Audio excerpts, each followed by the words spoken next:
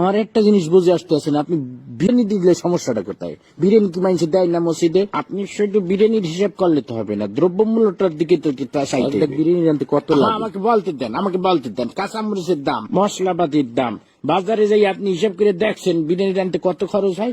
আপনি খালি বিরিয়ানি হরতে আছে বিরিয়ানি রানতে বর্তমানে যে খরচ হবে ওইটা দিয়ে ঢলঢলা খিচুড়ি আপনি 50 জন মানুষ এক পুরো গ্রাম ধরে আপনি খাওয়াই দিতে পারবেন। বুঝলাম না, প্রতি বছর ইফতারির সময় আপনার এত হিসাব করবোই তো, সমস্যাটা কি আপনার?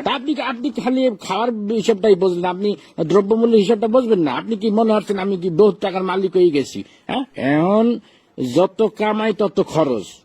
এই যে আপনার মসজিদে প্রতি মাসে ইমাম সাহেবের বেতন না দিলে ইমাম সাহেব চলবে কেন? আমার কথা বলতে দেন।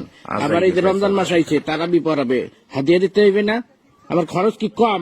ফেতরা দিতে হইবে, জাকাত দিতে হইবে। শোনেন একটা কথা, রিজিকের মালিক আল্লাহ। আল্লাহ আপনার ধন সম্পত্তি দিছে, ধন সম্পত্তি দিয়ে আপনার পরীক্ষা লেখতে আছে।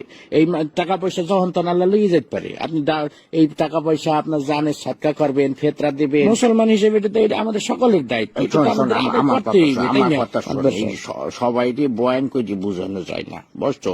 যে গেটি তুই কোরআন বুঝাইতে চাইলেও বুঝবে না। একটা কথা সবসময় মনে রাখবি, যে মানুষটা জায়গা রয়েছে তাকে কিন্তু ঘুমেতে উঠানো যায় না। এই যে আমি বিরিয়ানি দিতে পারবো না, আমি ডলডলা খেয়ে দেবো, বিরিয়ানি দিলে আমার সমস্যা, এই যে এত সময় ধরে বুঝাইতে আসো, একটা কথা তোর কানে গেছে?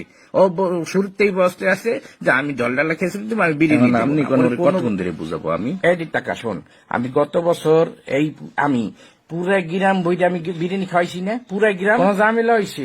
আমি শুধু আমাদের মসজিদ না, আমি ভাগ করে দিছি। আমি পশ্চিম পাড়া মসজিদে দিছি, উত্তর পাড়া, দক্ষিণ পাড়া সব মসজিদে আমি ডেক করে বিরিয়ানি পাঠাই দিচ্ছি। কোনো সমস্যা হয় নাই, শর্টও পরে নাই, সবাই তৃপ্তি সহকারে খাইছে। আমার মনে হয় আমার মতো সভাপতি এই মসজিদে ইতিপূর্বে আর আইসি কিনা আমার জানা নাই।